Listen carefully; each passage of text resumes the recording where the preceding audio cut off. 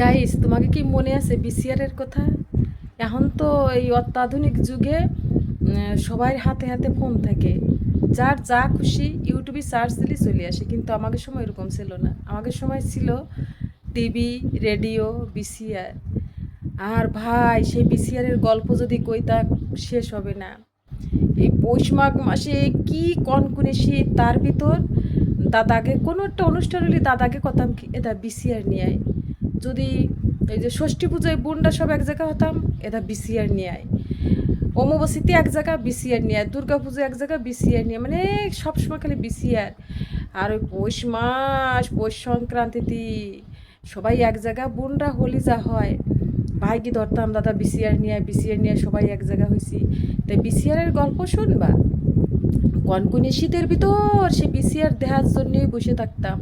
তা সেই জায়গায় মানে সুপার সুপার হিট কিছু বই ছিল রঞ্জিত মল্লিকের, যেমন বড় বউ, ছোট বউ, মেজ বউ, লাঠি, গুরুদক্ষিণা, আক্রোশ, এরকম। আর বাংলাদেশে ছিল সত্যের মৃত্যু নাই, বাবা কেন চাকর, চাপাডাঙ্গার বউ, স্বামী কেন আসামি, এরকম মেলা মেলা সুপারহিট ছবি ছিল। তা ভাই, ওই যে রঞ্জিত মল্লিকের বই দেখার জন্য মা, কাকিমারা, বাবা, কাকারা সব বসে থাকতো। আর কত গায়ে রঞ্জিত মল্লিক যে বই দিয়েছে সেই বই দেখা।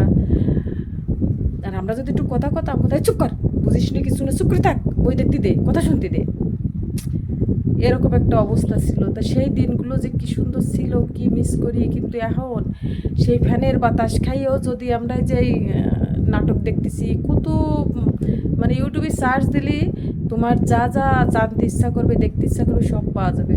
কিন্তু সেই শান্তি আর নাই। সেই শীত খাইয়ে উঠোনে বসে উপর দিয়ে নিশিপুরি ভিজে যেত। আর সকালবেলা মানে সর্দি আসতো, কাশি আসতো, তার একটা শান্তি ছিল, কি যে শান্তি। সেই দিনগুলোরে খুব মিস করি। এখন সেই শান্তিও নাই, ভালোবাসা নাই, মানুষের হৃদয় কেমন যেন শুকনো হয়ে গেছে। আগের মতো আর সেই নরম ভিজে তুলতুলে উষ্ণ আদর কদর এইসব কিছু নাই। সব কেমন যেন ইট কাঠের, শুকনো কাঠের মতন হয়ে গেছে, ইট পাথরের মতন হয়ে গেছে। তা আগের দিনের কথা মনে পড়ে। আর আমার মতো কারোর কি মনে পড়ে? মনে পড়ে, ভীষণভাবে মনে পড়ে। আর মিসও করি সবাইকে, সবাইকে খুব মিস করি। কিন্তু এখন আর সেই আগের মতো এক জায়গায় হতে পারি নিয়ে যার যার সংসার হচ্ছে, ছেলে মেয়ে, ছেলে মেয়ের জন্য সব ব্যস্ত, সংসারের জন্য সবাই ব্যস্ত।